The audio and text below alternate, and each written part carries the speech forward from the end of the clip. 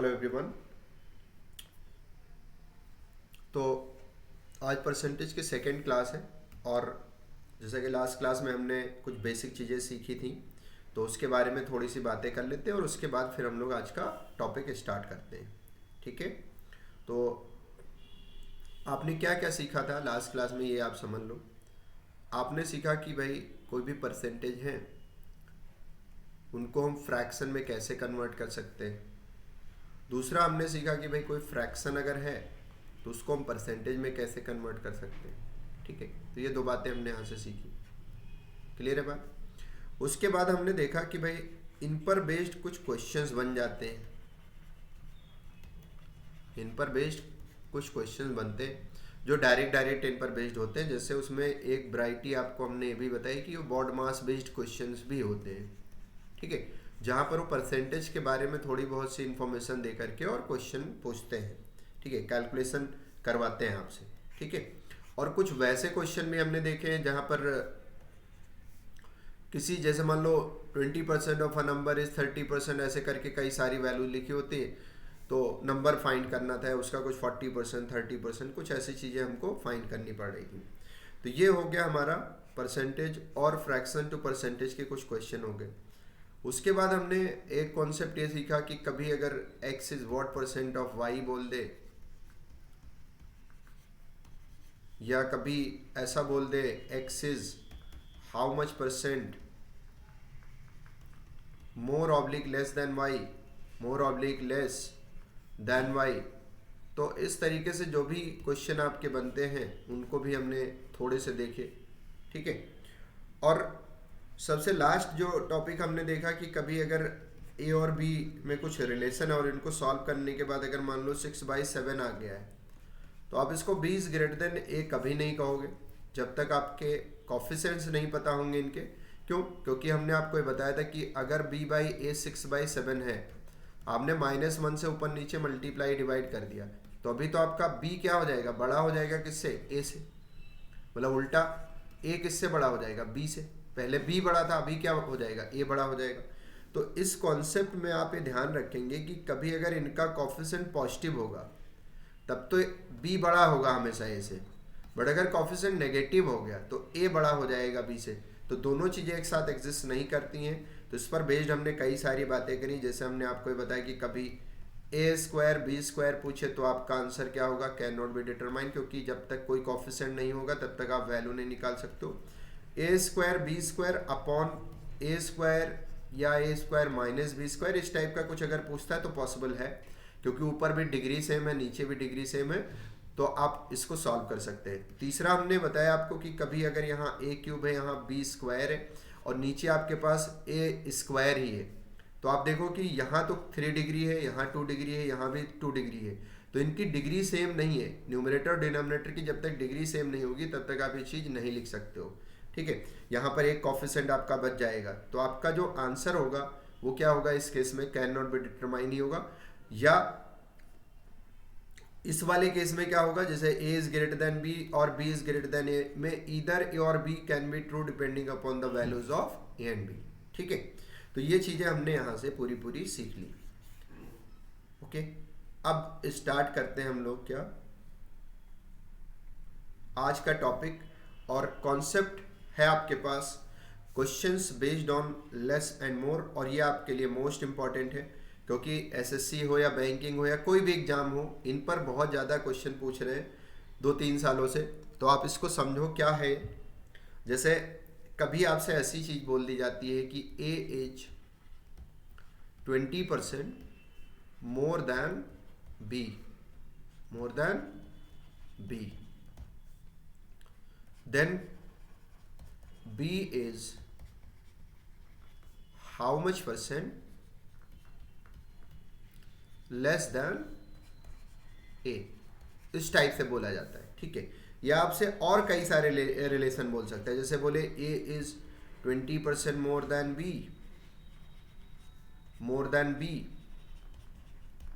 B is 30% less than सी,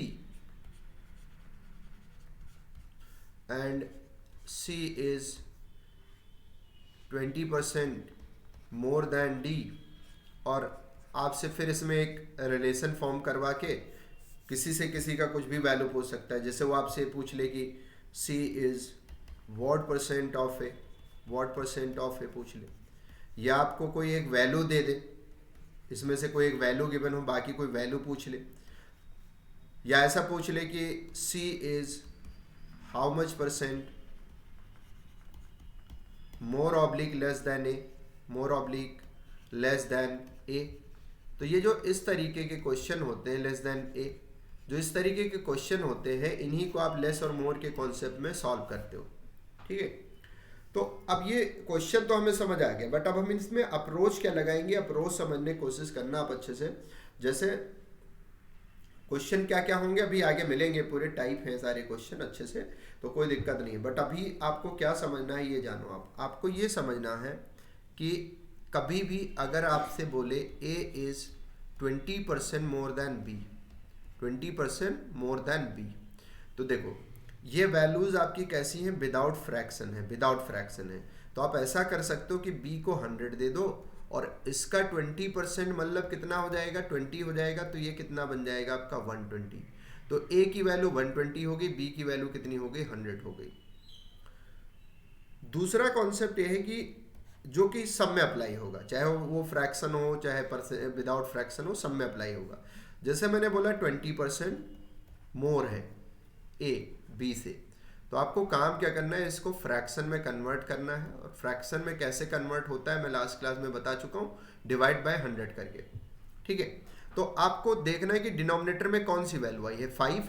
अब आप देखो कि ए को किससे कंपेयर कर रहे हो, बी से, तो जो डिनोमिनेटर है उसको हमने लास्ट क्लास में बताया था कि क्या होगा, एक कंपेयर्ड वैल्यू होगी, ये कंपेयर्ड वैल्यू होगी। मतलब आपने ए को किससे कंपेयर किया, बी से, तो इसका मतलब बी फिक्स हो गया है, कितना बन गया, 5। ठीक है, अब अगर ये मोर है तो 1 ऐड होके 6 बन जाएगा, और अगर लेस है तो 1 माइनस होके 4 बन जाएगा। ठीक है, ये बात क्लियर हो गई। अच्छा, एक रिलेशन जैसे बोला इसने कि A is 16/3% more than B, और दूसरी वैल्यू बोला बी इज 20% लेस देन सी। ठीक है, ये रिलेशन बोल दिया। तो आपको पता है 16/3 तो 1/6 होगा, एंड 20% क्या होगा, 1/5 होगा। तो अगर हम ध्यान से समझें यहाँ पर बात को, तो b की वैल्यू कितनी है, 5 है, और a की वैल्यू कितनी है, b की वैल्यू 6 है, और a की वैल्यू कितनी है, 7 है, 1 ऐड हो जाएगा इसमें। अच्छा, यहाँ देखो, यहाँ c की वैल्यू कितनी हो जाएगी, 5, क्योंकि डिनोमिनेटर वाले से वैल्यू से आप c को कंपेयर कर रहे हो, मतलब b को कंपेयर कर रहे हो c से, तो ये डिनोमिनेटर इसके पास चला जाएगा, और 1 इसमें से माइनस होकर के किसके पास आ जाएगा, b के पास आ जाएगा। तो यहाँ पर सिचुएशन हमारे पास ऐसी है कि यहाँ 2 वैल्यूज फॉर्म हो गई हमारे पास। ठीक है, मतलब b की 2 वैल्यूज दिख रही है हमको, एक तो 6 दिख रही है रेशियो में, और एक 4 दिख रही है, तो हमको इनको मर्ज करना पड़ेगा। ठीक है, मर्ज करना पड़ेगा। तो मर्ज करने का तरीका ये होता है कि अगर b भी कॉमन है तो b की वैल्यू सेम होनी चाहिए। तो सेम बनाने के लिए आप क्या करोगे, इससे मल्टीप्लाई करो इसको, किससे, 3 से। तो आप जानते हैं कि अगर ये 3 से मल्टीप्लाई करेंगे तो इसको 2 से करना पड़ेगा, तो ये भी 2 से करो, और ये भी किससे करो, 3 से। मतलब सेम नंबर से किसी भी रेशियो में मल्टीप्लाई या डिवाइड करने से उसके रेशियो में कोई फर्क नहीं पड़ता है। ये वैल्यू क्या होगी आपकी 12, और ये वैल्यू आपकी क्या हो गई 14। तो अगर हम यहाँ से देखें तो ए बी सी की जो वैल्यू निकल के आई वो कितनी आ गई, 14:12:15। ये बात आपको समझ आई। ठीक है, तो अब देखो, जैसे मोर और लेस का कॉन्सेप्ट होगा तो हमको किस तरीके से अप्रोच करना है, ये बात आपको क्लियर हो गई। अच्छा, वैसे अगर आप ये चीज़ तो मैंने आपको शॉर्टकट तरीके से बता दी है, बट अगर मान लो आप थोड़ा सा इसका बेसिक भी जानना चाहते हैं तो आप जान सकते हैं। जैसे मैंने बोला A is R% more than B, तो आप पता है ए की वैल्यू क्या लिखोगे, ए की वैल्यू लिखोगे 1+R/100 ऑफ क्या, बी।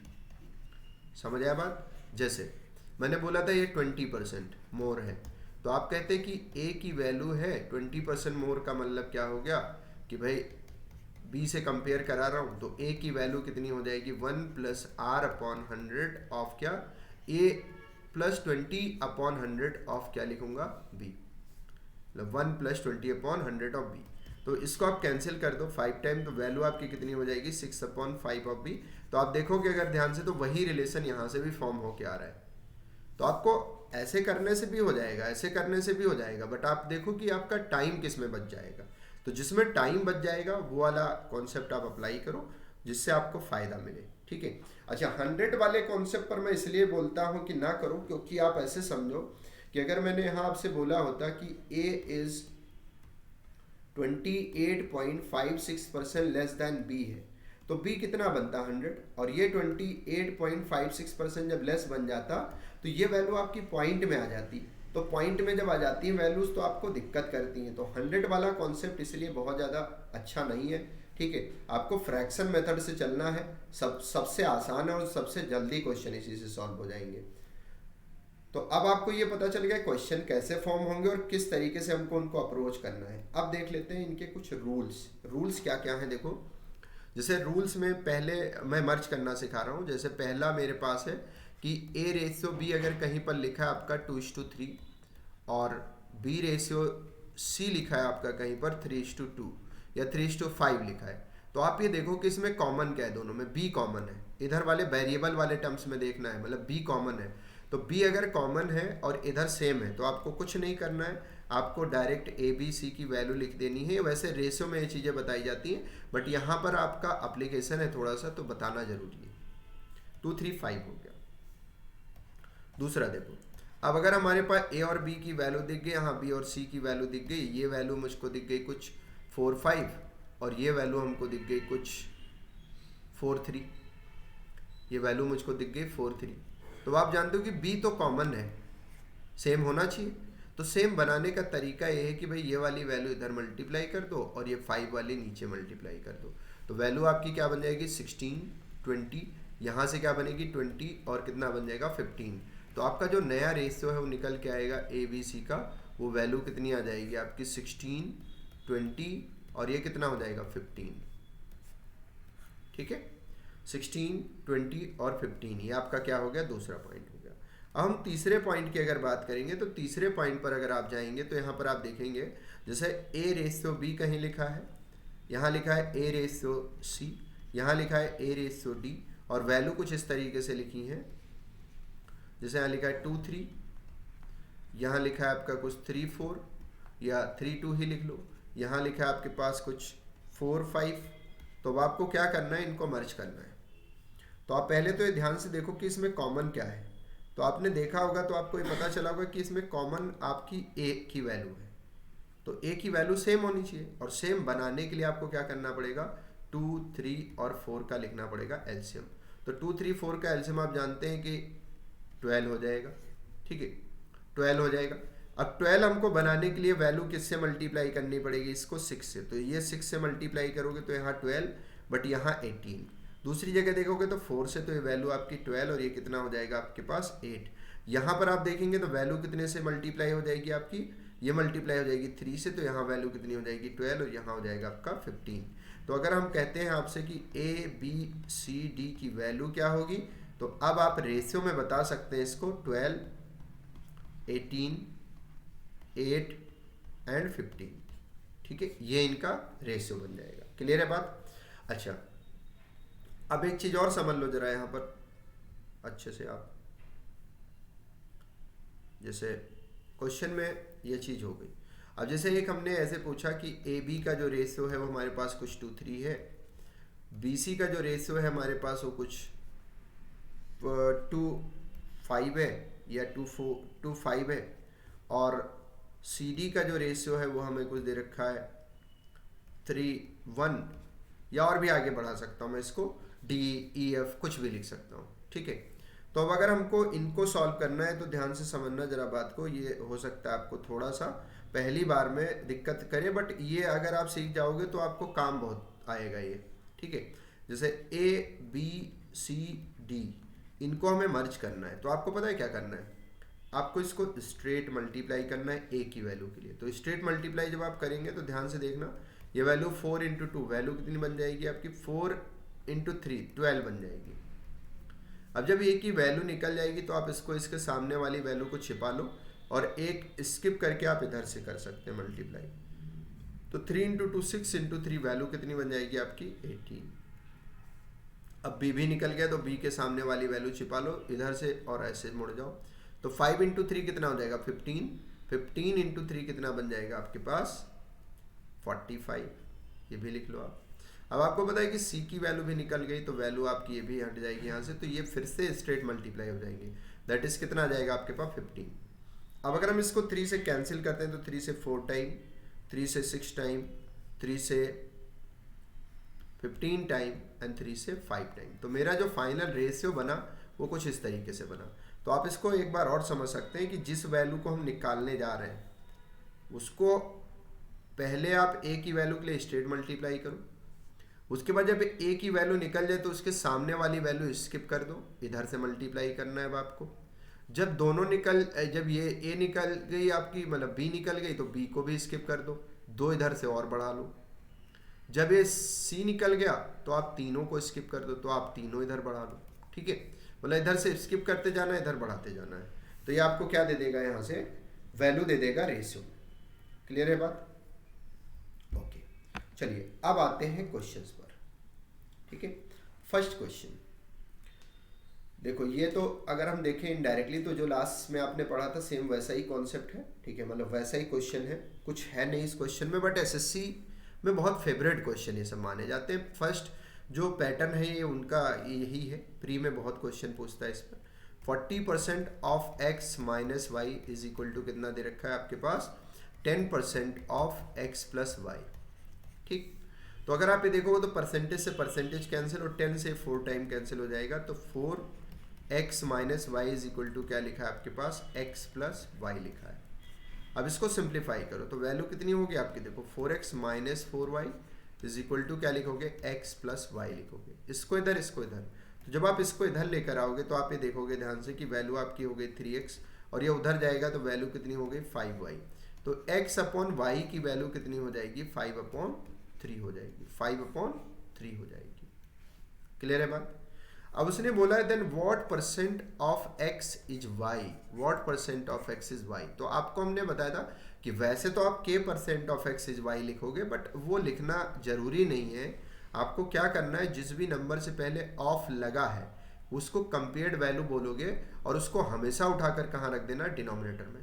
तो आप इसको दोनों तरीके से कर सकते हो। जैसे मैंने बोला था k percent of x is y, तो यहाँ पर आप देखते तो k upon 100 into X is equal to Y हो जाता। तो k की वैल्यू कितनी हो जाती, y अपॉन एक्स इंटू 100 हो जाती। तो अगर मैं डायरेक्ट देखता कि भाई ऑफ लगा इससे पहले तो मैं डायरेक्ट लिख सकता था y अपॉन एक्स इंटू 100। तो मुझे ये k वाला कॉफिशेंट जो इतना ये मेरा 10 सेकंड ले गया, इसको लिखने की ज़रूरत नहीं थी, मैं डायरेक्ट ऐसे लिख सकता था। तो वैल्यू डाल दो यहाँ, तो आप देखोगे 3/5 इंटू 100, तो वैल्यू आपकी हो जाएगी कितने टाइम कट जाएगा 20 टाइम। तो आंसर क्या आ जाएगा आपका 60%। तो ऐसे क्वेश्चन में आपको ये वाला पार्ट अवॉइड करना है, direct y upon x into 100 लिखना है और वैल्यू पुट करनी है उसमें। ठीक है, चलिए नेक्स्ट क्वेश्चन पर चलते हैं। अब देखो ये मोर और लेस वाला क्वेश्चन पहला आपके पास आ गया, जो अभी हमने आपको एग्जांपल में लेके दिखाया था, सेम वैसा ही क्वेश्चन है। ठीक है, क्वेश्चन में बोला if a is 20% more then b, how much percent b is less than a। तो आप देखो वैसे तो इसके कुछ छोटे छोटे लॉजिक्स भी होते हैं, बट वो सब पता है रट्टाफिकेशन है, वो उसका कोई मतलब नहीं होगा। जैसे मैं बता देता कि 20% से मोर है तो दूसरा 16/3% से लेस होगा, तो वो सीरीज होती है। मतलब जैसे आप ये लिखते हो 1 की वैल्यू 100%, 1/2 50%, तो अगर कोई चीज़ 50% से इंक्रीज हो रही है तो उसके पीछे वाले से मतलब उसके आगे वाले से वो क्या होगी, डिक्रीज होगी, मतलब 33 1/3 हो जाएगा। तो ये एक सीरीज चलती है, उसी हिसाब से आप उसको याद कर सकते हैं, बट इतना याद कहाँ से करोगे। मान लो 20 के बजाय हमने 57 पॉइंट समथिंग दे दिया, तब क्या करोगे। तो ऐसे चीज़ों के लिए आपको पूरा समझ के रखना है। ठीक है, मतलब सिर्फ रटना नहीं है। 1/5 जैसे 1/5 में 5 है तो वैल्यू कितनी हो जाएगी 6। अब आप जानते हो b, इसने बोला है how much percent b is less than a। अब देखो यहाँ पर जब लेस और मोर का कॉन्सेप्ट होता था तो हमने आपको बताया था कि दोनों का डिफरेंस लिखा जाता है। जैसे x और y का डिफरेंस अपॉन जिससे पहले देन लगा हो उसको डिनोमिनेटर में लिखा जाता है। तो तो अगर यहाँ पर आप देखोगे तो दोनों का डिफरेंस तो 1 है और देन ए से पहले लगा है, तो ए की वैल्यू कितनी यहाँ पर 6 है, और परसेंटेज निकालने के लिए आप 100 से मल्टीप्लाई करोगे, दैट इज 16/3%। अच्छा, जो बच्चे ये पहली वीडियो नहीं देखी उन्होंने वो पुरानी वाली वीडियो भी देख ले, उससे क्या होगा कि आपको कॉन्सेप्ट सारे अच्छे से पता चल जाएंगे। ठीक है,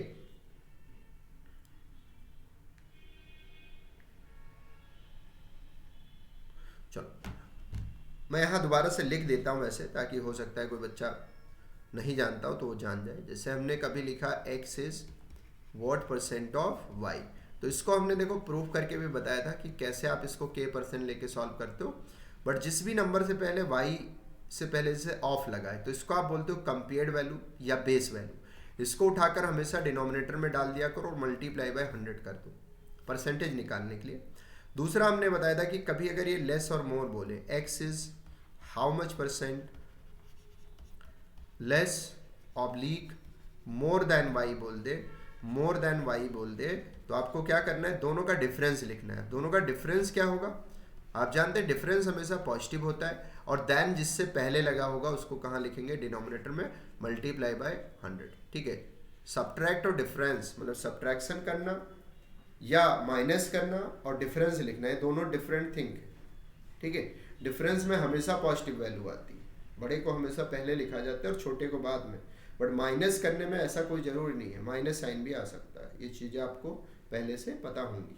ठीक है, चल अब इसको भी करने के मैंने 3 तरीके बताए, बट देखो ये सबसे आसान तरीका है।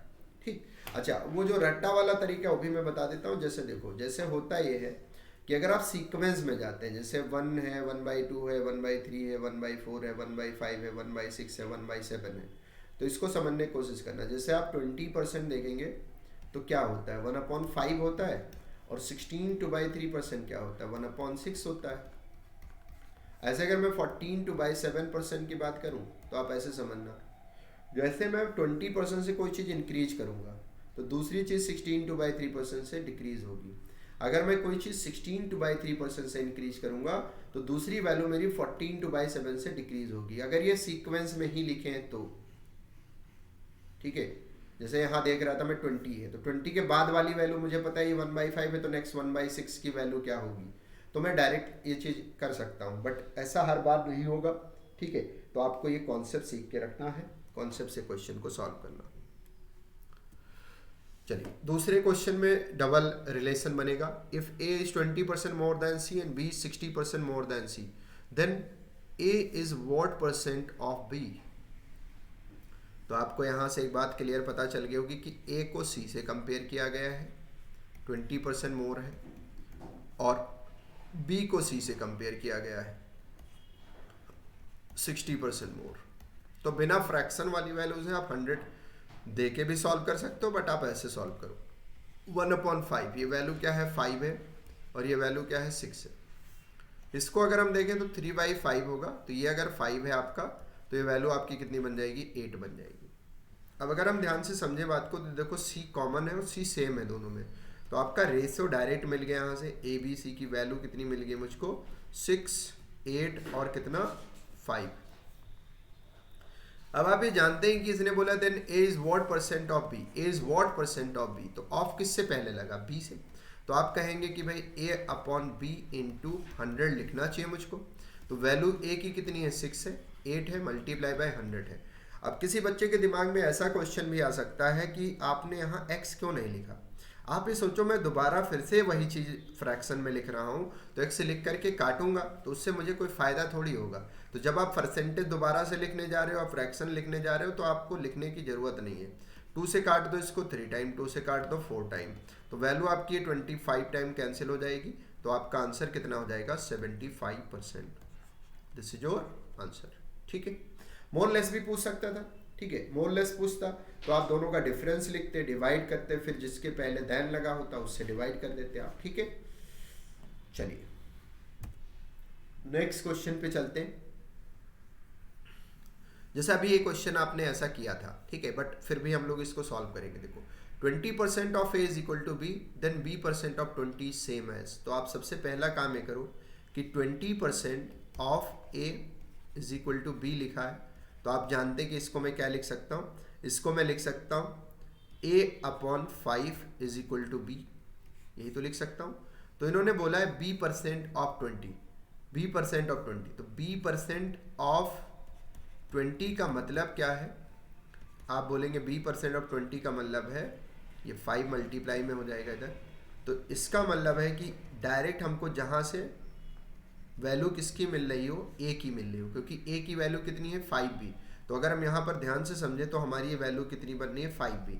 अब हमारे क्वेश्चन में ध्यान से समझना पड़ेगा आपको कि कौन सा ऐसा ऑप्शन है जो हमको 5b दे सकता है, ठीक है।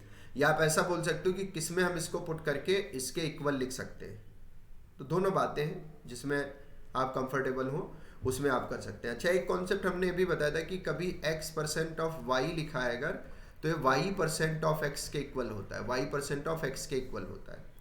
तो अगर हम यहाँ पर थोड़ा सा ऑब्जर्व करें तो इनडायरेक्टली अगर हम देखें तो इसमें क्या लिखा है 20% ऑफ a और b% ऑफ 20, बट ये इक्वल टू b लिखा है, ठीक है, इक्वल टू b लिखा है। अगर यहाँ b होता तो मैं दोनों को इक्वेट कर सकता था, बट ऐसा है नहीं। बट ये कॉन्सेप्ट भी आपको ध्यान रखना है, याद रखना है ये चीज़, ठीक है। चलो अब हम इसमें आते हैं, जरा ऑप्शन में देखते हैं। तो आप अगर इसको देखोगे तो आप देखोगे कि ये कितना है 4% ऑफ ए है। अच्छा हाँ, एक चीज़ और मैं बता दूं, जब भी कभी आप कोई ऑप्शन चेक करते हैं तो उसका सीक्वेंस क्या होना चाहिए मैं बता देता हूं आपको। इसका सीक्वेंस होना चाहिए CDBA, ये ध्यान रखना आप, CDBA। सबसे पहले सी ऑप्शन करेंगे, फिर डी करेंगे, फिर बी करेंगे, फिर ए करेंगे। ये हम सबसे लास्ट में करने की जरूरत नहीं पड़ेगी। इनडायरेक्टली अगर देखा जाए तो 3 ही ऑप्शन चेक करके मेरा आंसर आ जाएगा। तो अगर हम सी में जाते हैं तो हमको पता है कि 8/100 ऑफ ए लिखा है, तो किससे काट दें इसको हम, ठीक है। इसको अगर हम काटते हैं वैल्यू हमारी किससे कैंसिल हो जाएगी। यहाँ पर अगर हम इसकी वैल्यू को पुट कर देते हैं तो ये वैल्यू हमारी हो जाएगी, इसकी जगह b की जगह पुट कर देते हैं तो वैल्यू हमारी हो जाएगी यहाँ से, b की वैल्यू है a/5। तो अगर हम यहाँ पुट कर देते हैं तो 5 into a/5, that is value कितनी आनी चाहिए मेरी, b इक्वल टू a आना चाहिए, ठीक है, ऐसा कुछ, ठीक है। b इक्वल टू a नहीं, a के इक्वल आना चाहिए, ठीक है। तो आप यहाँ से देखोगे तो वैल्यू आपकी कितनी हो जाएगी, कैंसिल होकर के ये आपका पॉइंट में आएगा, ठीक है, ये कभी आ नहीं सकता। दूसरा देखो 6% वाला भी आपका नहीं होगा, ठीक है। इसको देखते हैं जरा, 10/100 ऑफ ए। तो आप वैल्यू देखोगे तो 1 कितना बन जाएगा 10। अब आप ध्यान से समझना, यहाँ पर वैल्यू आप देखो ए की कितनी है, तो आप देखोगे 5b है, 5b है, ठीक है, 5b। तो अगर हम इसको पुट कर देते तो वैल्यू हमारी कितनी हो जाएगी, b/2 बन जाएगी, b/2 बन जाएगी, ठीक है। और यहाँ पर अगर हम देखें तो 4 हमारे पास 100 होगा, मल्टीप्लाई बाई क्या लिखूंगा मैं इधर देखो a लिखूंगा। अब a की वैल्यू ये अपनी कितनी है 25 है, और ये कितना आ जाएगा आपके पास 5b, इसकी वैल्यू आप यहाँ पर डाल सकते हो 5b। तो आप देखोगे तो यहाँ पर वैल्यू आपकी कितनी बन जाएगी, b/5 बन जाएगी, जो कि आपका आंसर क्या हो जाएगा, करेक्ट हो जाएगा। क्योंकि आप ध्यान से देखो, उसने यही तो बोला था कि इसमें से ये किसके इक्वल है, ठीक है। दूसरी मतलब 20% of a is equal to b, तो b% ऑफ 20 किसके इक्वल है। तो इसको दोबारा से मैं रफ करके पूरा एक बार अच्छे से आपको और समझा देता हूँ ताकि क्लैरिटी बन जाए। देखो इसने बोला 20% of a is equal to b, ठीक है। तो अगर हम यहाँ से a की वैल्यू की बात करें तो a/5 is equal to b है, तो आप देखोगे कि a की वैल्यू कितनी हो जाएगी 5b हो जाएगी, ठीक है, ठीक है। दूसरे में अगर हम देखें तो इसने बोला है b% ऑफ 20 कितना होगा, तो b% ऑफ 20 का मतलब है b इंटू 20/100 होगा, दैट इज b/ क्या हो जाएगा 5 हो जाएगा, ठीक है। b/ क्या हो जाएगा 5 हो जाएगा, b/5। अब अगर हम ये वाली वैल्यू इसमें उठाकर पुट कर देते हैं, आप ऐसे समझो a की वैल्यू अगर हम यहाँ पुट कर देते हैं तो a की वैल्यू आप पुट करेंगे या b की value in terms of a put कर दो, क्योंकि सारे ऑप्शन मेरे इन टर्म्स ऑफ a हैं। तो यहाँ पर आप देखोगे कि a/5 इंटू 5 वैल्यू कितनी हो जाएगी मेरी, a/25 हो जाएगी, ठीक है, a/25 हो जाएगी। तो अब मुझे ये देखो कि कौन सा ऐसा ऑप्शन है जो अपॉन 25 दे सकता है। तो 4% ऑफ ए ही तो दे सकता है, और तो कोई दे नहीं पाएगा। तो आप इसको डायरेक्ट लिख दो 4/100 इंटू ए, तो वैल्यू कितनी हो जाएगी a/25। अच्छा, मैंने सीक्वेंस भी बता दिया आपको चेक करने का। अब हालांकि इसमें पहला ही ऑप्शन आ रहा है, तो लेकिन हाँ, सीक्वेंस हमेशा CDBA रखना। इससे क्वेश्चन में आप जब ऑप्शन के थ्रू कोई चीज़ चेक करते हैं तो जल्दी हो जाती है। तो आपका आंसर क्या हो जाएगा, फर्स्ट वाला हो जाएगा। ठीक है, चलिए अब नेक्स्ट क्वेश्चन पर चलते हैं। अच्छा, नेक्स्ट क्वेश्चन अभी जैसे आपने किया था सेम वैसा ही क्वेश्चन है। तो यहाँ देखोगे आप 15% of a plus B is equal to 25% of a minus B. 5 से इसको कैंसिल कर दो तो 3 टाइम मतलब 3ab हो जाएगा। 5 से 5 टाइम तो a माइनस बी हो जाएगा। अब अगर हम इनको ओपन करते हैं तो वैल्यू देखोगे तो ये 3 है और ये कितना बन जाएगा आपके पास 3b, और यहाँ पर आप देखोगे तो 5 है और ये कितना बन जाएगा आपके पास 5b। ए वाले सारे टर्म्स एक तरफ लिखने और बी वाले सारे टर्म्स एक तरफ। तो ए वाले सारे टर्म्स एक तरफ लाने का मतलब ये माइनस का 2a बच जाएगा और ये माइनस का 8b बचेगा। तो a अपॉन बी की वैल्यू कितनी हो जाएगी, तो आप देखोगे तो 4/1 हो जाएगा रेशियो। ठीक है, तो उन्होंने बोला then what percent of b is equal to a। तो ऑफ किससे पहले लगा दिया उन्होंने, b से। दैट इज वो b को कंपेयर करवा रहे हैं किससे, a से, और इनटू क्या कर दो 100। तो a की वैल्यू 4 है, b की 1 है, multiply by 100, that is answer क्या हो जाएगा आपका 400%। तो अब आप इस तरीके के क्वेश्चन में हमको लगता नहीं है कि आपको अब कोई दिक्कत होगी। मार्केट में देखो कई सारी प्रीवियस ईयर की बुक्स आती हैं जिसमें प्रीवियस ईयर क्वेश्चंस आपके कंपाइल हैं। आप कोई एक बुक पकड़ लेंगे तो उसमें जो आपका पैटर्न 1 या टाइप 1 की बात करेंगे हम, टाइप 1 और टाइप 2 आपका इन दोनों वीडियोस से पूरा कवर हो जाएगा। एक तरफ से आप क्वेश्चन को सॉल्व करना। एक आध क्वेश्चन किसी किसी बुक में मिक्स हुए हैं, जैसे अगर मैं पहले टाइप में देखूं तो उन्होंने कुछ क्वेश्चन ऐसे डाल रखे हैं जो कि वेन डायग्राम पर बेस्ड है। ठीक है, तो वेन डायग्राम वाले जो क्वेश्चन है उनको वो 1-2 हैं तो उनको आप छोड़ सकते हो। बाकी आपके शायद 70-80 क्वेश्चन ऐसे हैं जो इन्हीं दोनों टाइप पर बेस्ड हैं, उनको आप ये दोनों वीडियोस देख करके आप सॉल्व कर सकते हैं। ठीक है, चलिए अब ये क्वेश्चन थोड़ा सा बड़ा हो जाएगा उसी पैटर्न में, बट कोई नहीं, ये भी सॉल्व होगा। आपको समझना क्या है, देखो इसने बोला in an examination full marks is 600। ठीक है, Arun gets 25% more than Varun and Varun get 40% more than Chandan and Chandan get 62/3% more than Dinesh. तो आप ऐसे समझो कि अगर अरुण का वरुण से कंपेयर करवाया है इसने और 25% मोर है, तो आप जानते हैं कि यहाँ पर जो रेशियो आएगा इसका 1/4 लिखोगे, यानी आपको वैल्यू क्या मिल गई, वरुण की 4 मिल गई और अरुण की 5 मिल गई। ठीक है, दूसरा देखो वरुण का किससे कंपेयर करवाया इन्होंने, चंदन से। तो V और C लिख रहा हूँ मैं इनको, C चंदन, वैल्यू कितनी ज़्यादा है इसकी 40% ज़्यादा है। तो 40% ज़्यादा होने का मतलब क्या है, 2/5 होगा, दैट इज चंदन यहाँ पर 5 हो जाएगा और ये कितना बन जाएगा आपका 7 बन जाएगा। क्लियर है बात। अब देखो चंदन को कितना 66 2/3% दिनेश से ज़्यादा मिल रहा है। दिनेश हमारे पास 66 2/3% इससे ज़्यादा है, चंदन ज़्यादा है दिनेश से, तो वैल्यू क्या हो जाएगी आपकी 2/3, यानी यहाँ पर दिनेश को 3 देना पड़ेगा और चंदन को क्या देना पड़ेगा, हमको 5 देना पड़ेगा।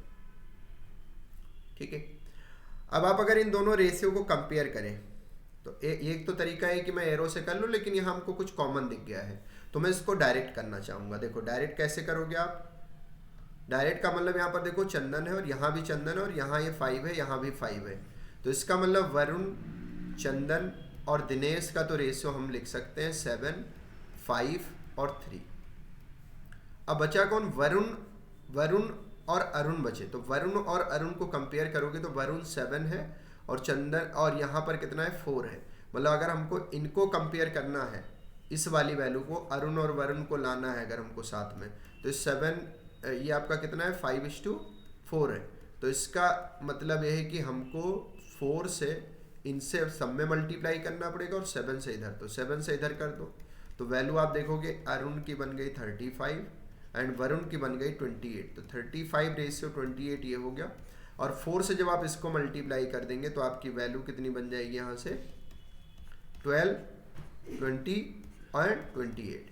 तो आप देखोगे अरुण, वरुण, चंदन, दिनेश ये वैल्यू कितनी हो गई 35, 28, 20 एंड 12। ये पहले स्टेप में आपको ये काम करना पड़ेगा हर बार ऐसे क्वेश्चन में, ठीक है।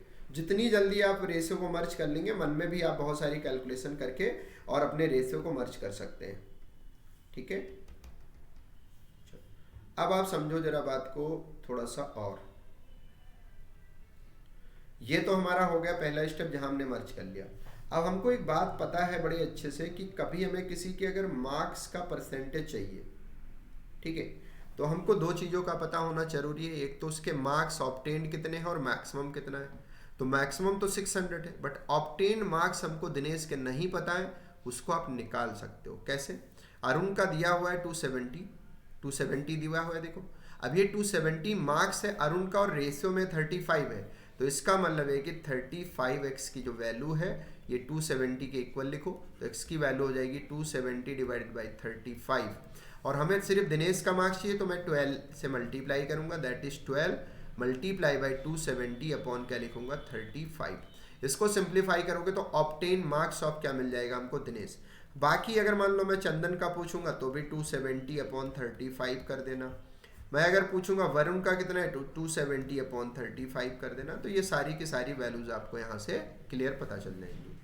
अब देखो जरा आप स्टेप 2, हमको इसके मार्क्स का परसेंटेज चाहिए, तो परसेंटेज निकालने के लिए आप क्या करोगे, मार्क्स ऑब्टेन कितना है 270 मल्टीप्लाई बाई 12 अपॉन कितना है 35 एंड मैक्सिमम मार्क्स हमारे पास कितना है 600 और मल्टीप्लाई बाई क्या कर दो 100 कर दो। तो 600 में ये दो जीरोस तो आपके कैंसिल होते हुए दिखाई पड़ने में, तो इन दोनों को कैंसिल कर दो आप, इनको कैंसिल करो, ये कैंसिल हो गए और ये 6 to 12 हो जाएगा। तो 270 multiply by 2 that is 540 divided by कितना लिखोगे 35।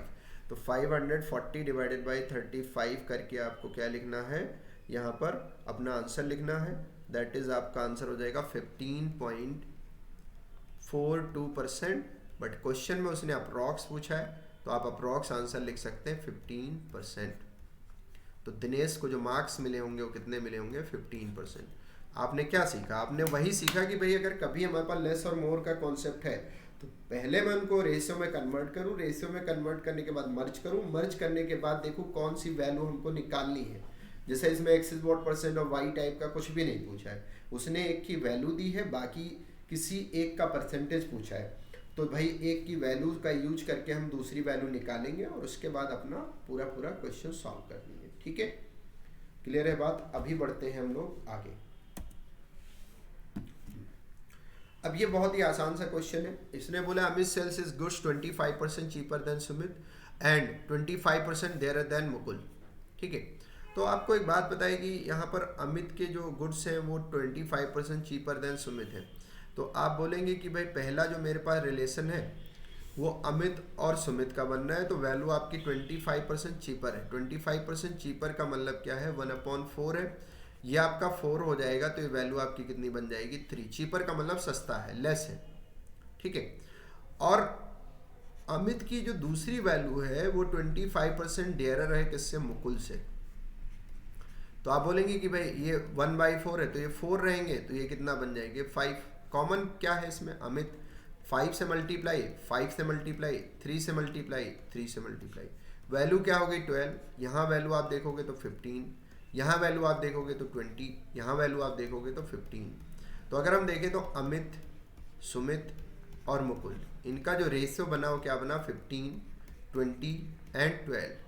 15, 20 एंड 12, ठीक है। आप इसको 20 लिखो और ये आपका 12, ठीक है। 15, 20 और 12।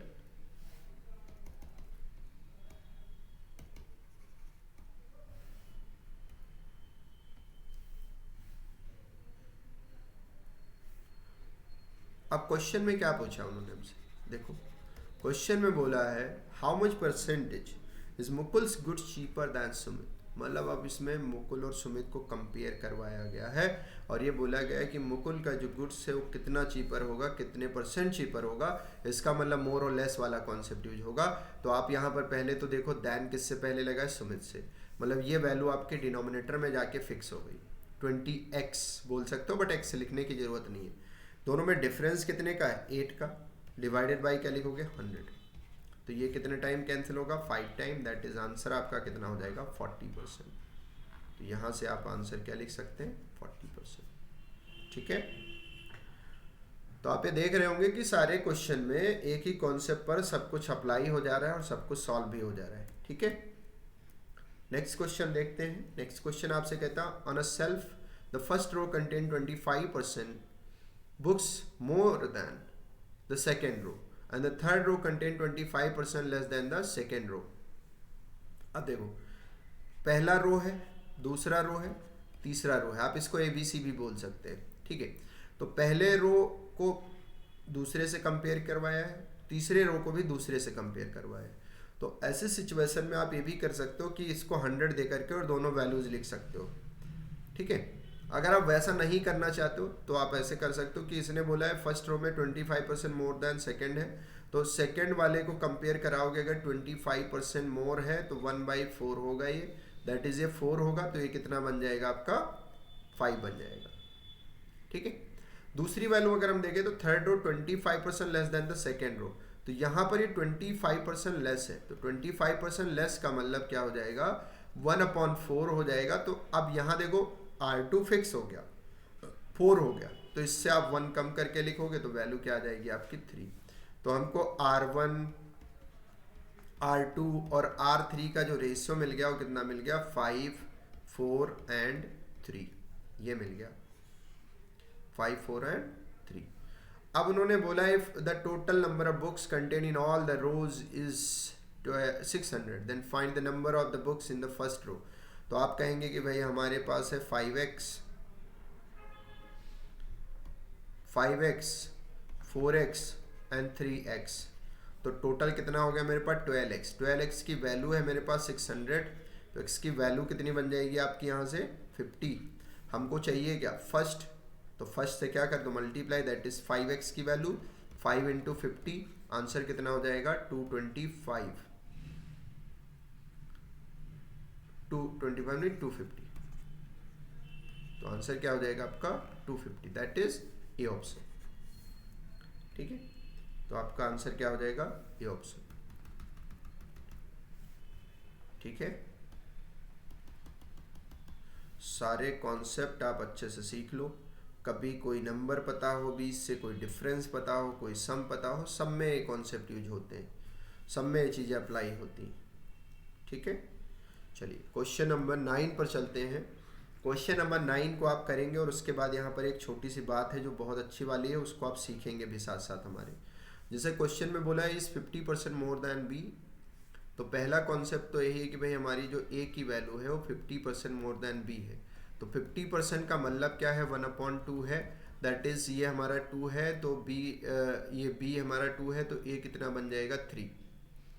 अब उसने बोला है जो सी की वैल्यू है 2/3 ऑफ ए है, तो 2/3 ऑफ ए का मतलब c/a की वैल्यू 2/3 है। अब अगर आप ध्यान से देखेंगे तो मर्ज हो गया है, देखो a 3 है, यहाँ भी 3 है, तो आप a b c लिख लो डायरेक्ट यहाँ से। a b c की वैल्यू कितनी बन जाएगी 3, 2, 2। क्लियर है बात। अच्छा, एक रिलेशन और दिया है इन्होंने कि जो d है ना वो 60% मोर है किससे, d की वैल्यू 60% मोर है c से। तो अगर c से 60% मोर है तो ये आपका होगा 3/5, तो ये बनेगा 5 और ये बन जाएगा आपका 8। हमें d को भी मर्ज करना है, मतलब c को कंपेयर करना पड़ेगा क्योंकि c दोनों में है। तो यहाँ देखो ये 5 है और यहाँ कितना है आपके पास 2 है, तो 5 से इसको मल्टीप्लाई कर दो सबको, 5, 5, 5, और ये वाली वैल्यू कितने से मल्टीप्लाई हो जाएगी 2, 2, 2। तो वैल्यू आप देखेंगे तो वैल्यू आपकी नई वाली बन जाएगी 15, यहाँ बनेगी 10, यहाँ बन जाएगी आपकी 10, और यहाँ आप देखेंगे तो 16, और ये वैल्यू कितनी बन गई 10। तो अगर हम देखें तो ए बी और सी डी का जो रेशियो है वो बन गया मुझे 15, 10, 10 और क्या बन गया मुझे 16 मिल गया। ठीक है, ये बन गया आपका रेशियो। पहले टारगेट में हमारा काम यही था कि हम क्या करें, रेशियो सारे लिख लें। ठीक है, अब लैंग्वेज को बहुत अच्छे से समझना, और उसने क्या बोला है, उसने बोला है now each A B C and D is increase by 10%, find the percentage of B is D after increase. After increase एक बात बहुत अच्छे से सुनो, जो मैं बताऊंगा यहाँ पर वो ये है कि अगर हम सारे रेशियो को सेम परसेंटेज से इंक्रीज करेंगे या सेम परसेंटेज से डिक्रीज करेंगे सभी वैल्यूज को, तो इसके रेशियो पर कोई इफेक्ट नहीं आएगा, मतलब there will be no change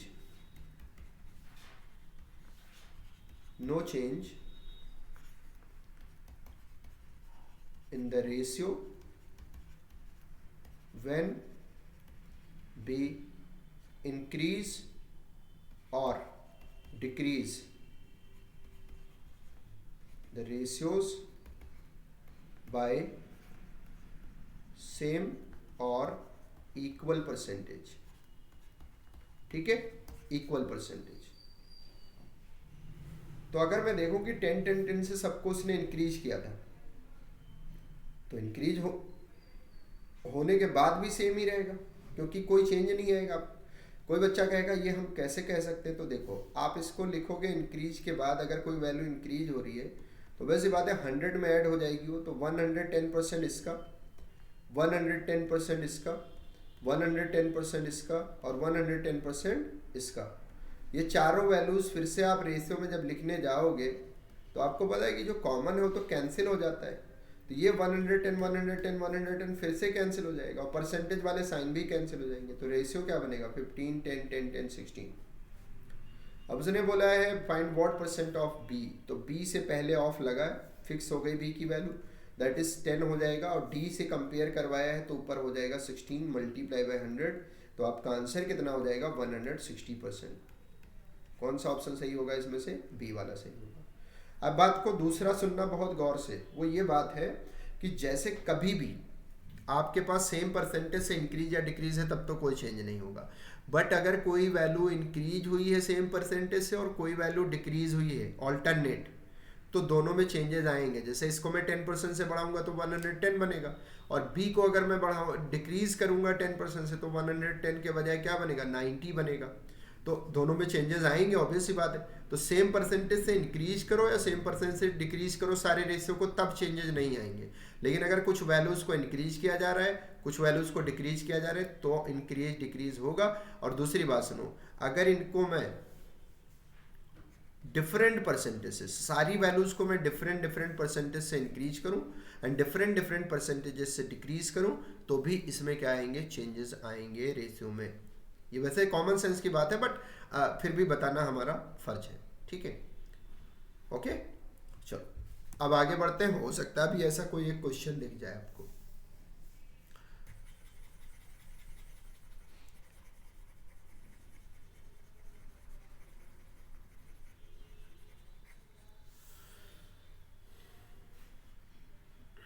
question पढ़ते हैं फिर। क्या कहता है, monthly salary of Amit is 33.33% more than बिजली, and Bijli's monthly salary is 16.67% less than Chandu. If the difference between the monthly salary of Amit and Chandu is 2700, then find the annual salary of Bijli. Annual salary. ठीक है, तो पहली बात तो आप ये समझो कि अमित को बिजली से कंपेयर करवाया 33.33% का मतलब क्या होता है 1/3 होता है, मतलब ये 3 है, तो ये वाली वैल्यू कितनी हो जाएगी 4। दूसरे में देखो बिजली को किससे कंपेयर करवाया है, चंदू से, चंदू का 16.67% लेस है, दैट इज कितना होगा 2/3 लेस, ये 3 है, तो ये कितना बन जाएगा आपका 1 बन जाएगा। ये बात क्लियर हो गई, ठीक है। अब उसके बाद बोला है the difference between the monthly salary of Amit and Chandu, तो सबसे पहले बिजली यहाँ पर देखोगे कॉमन है दोनों में, इनको सेम बना दो, तो ये वैल्यू 3 से मल्टीप्लाई हो जाएगी, 1 से उसको मल्टीप्लाई करोगे कोई फर्क नहीं पड़ेगा, तो ये 3 है और ये 9 है। तो अब यहाँ देखोगे अमित, बिजली, चंदू, वैल्यू क्या होगी आपकी 4 3 9, ये हो गई 3 वैल्यूज। अब अगर हम देखें the difference between the salary of Chandu and Amit, Amit और चंदू की सैलरी में डिफरेंस देखो, तो ये 4x है, ये आपकी 3x है और ये आपकी कितनी है 9x है। इनमें दोनों में डिफरेंस कितने का दिखा मुझे 5x का दिखा, और ये 5x की वैल्यू क्वेश्चन में हमको दे रखी है 2700 के इक्वल। तो अगर मैं देखूं यहाँ से तो 27x की वैल्यू निकाल सकता हूँ मैं, ठीक है, 27 × 100/5 करके, तो वैल्यू आपकी कितनी हो जाएगी 25 टाइम, तो 25 20 टाइम 20 इंटू 27 दैट इज 540। ठीक है, तो 540 रुपीज़ एक्स की वैल्यू आ गई। उसने बोला है find the annual salary of बिजली। तो पहले बिजली की सैलरी निकालोगे 3x जो कि मंथली है, 3 इंटू 540, और उसके बाद आपको एनुअल सैलरी चाहिए तो आप क्या करेंगे, इसको 12 से मल्टीप्लाई भी करेंगे। तो वैल्यू आपकी हो जाएगी 3 मल्टीप्लाई बाई 540 मल्टीप्लाई बाई 12। तो ये हो जाएगा आपका जो भी कैलकुलेट होके आएगा वही आपका टोटल सैलरी ऑफ बिजली बन जाएगा। ठीक है,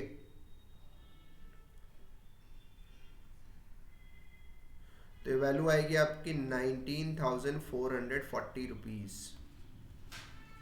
ये उसकी एनुअल सैलरी होगी। क्लियर है बात पूरी? ठीक है, चलो नेक्स्ट क्वेश्चन अब आपका यहाँ पर ख़त्म होता है। ठीक है, आप एक बार फिर से ये वाली सारी स्लाइड आप देख लो कि क्या हमने लेस मोर वाले कॉन्सेप्ट में सीखा है और कितने डिफरेंट के क्वेश्चंस फॉर्म हो सकते हैं यहाँ पर। ठीक है, सारी बातें हमने करी है, क्या क्या कॉन्सेप्ट यूज होगा वो भी हमने बता दिया आपको। रेशियो का कॉन्सेप्ट किस किस तरीके से अप्लाई किया जा सकता है वो भी देख लिया है हमने। ठीक है, तो सारी वैल्यूज़ को आप देख लो, और उसके बाद इसी पर बेस्ड जो नेक्स्ट पैटर्न आएगा वो आएगा क्वाड्रेटिक इक्वेशन बेस्ड। तो उसको हम नेक्स्ट क्लास में देखेंगे जहां पर कुछ अलजेब्रा का कॉन्सेप्ट लगेगा। ठीक है, मतलब थोड़ा हाई लेवल के क्वेश्चन हो जाएंगे वो। आपके लेवल पर अगर हम बात करें तो प्री लेवल पर वैसे क्वेश्चन बिल्कुल कोई नहीं पूछ सकता। हाँ, SBI वगैरह में भी पूछ सकते हैं वो, क्योंकि उनके पास कम क्वेश्चन करके आप वहां पर देखते हैं कि कट ऑफ क्लियर कर लेते हैं। ठीक है, तो SBI PO की बात हम कर रहे हैं। क्लर्क में तो बहुत बुरा हाल चल रहा है। क्लर्क में तो आप ये देखो कि 70 क्वेश्चन में से आप 68 67 सही करते हैं तो जाके सिलेक्शन हो रहा है, तो वो तो अलग लेवल की बात होगी। बट PO की मैं बात कर रहा हूँ, वहाँ पूछा जा सकता है वैसा क्वेश्चन। तो हम नेक्स्ट क्लास में डिस्कस करेंगे। तब तक के लिए आप लोग पढ़ते रहिए, हंसते रहिए, मुस्कुराते रहिए। दूसरी चीज़, आप अपने दोस्त यार को भेजिए वीडियो, सब्सक्राइब करवाइए, हम लोगों की हेल्प कीजिए। ठीक है, और सारा कुछ जितना भी मैटर है सारा आपको सीक्वेंस में, जैसे हमने एकदम पहले एकदम बेसिक बातें करी एकदम छोटी छोटी सी, उसके बाद हमने कुछ परसेंटेज फ्रैक्शन के कन्वर्जन पर कई सारे क्वेश्चन किए, उसके बाद हमने देखा कि जो आज हमने क्लास करी उसमें हमने लेस मोर पर बेस्ड कई सारे क्वेश्चन किए हैं। तो इस तरीके से सिस्टमेटिक तरीके से आपकी सारी के सारे जितने भी टाइप आपके बनते हैं परसेंटेज में वो हो जाएंगे। ठीक है, और लास्ट में एक मिक्स क्वेश्चन की क्लास भी रख लिया जाएगा, जिसमें ये होगा कि कुछ ऐसे क्वेश्चन जिनका जो हमारे टॉपिक्स हैं इनसे कोई लेना देना नहीं हो, वो एकदम बेसिक हमारे कॉन्सेप्ट पर, बेसिक थॉट पर डिपेंड करते हैं, उनको भी हम लोग डिस्कस करेंगे। ठीक है, तो चलिए फिर आज की क्लास यहीं ख़त्म की जाए। बाय, टेक केयर, मुलाकात होती है नेक्स्ट वीडियो में।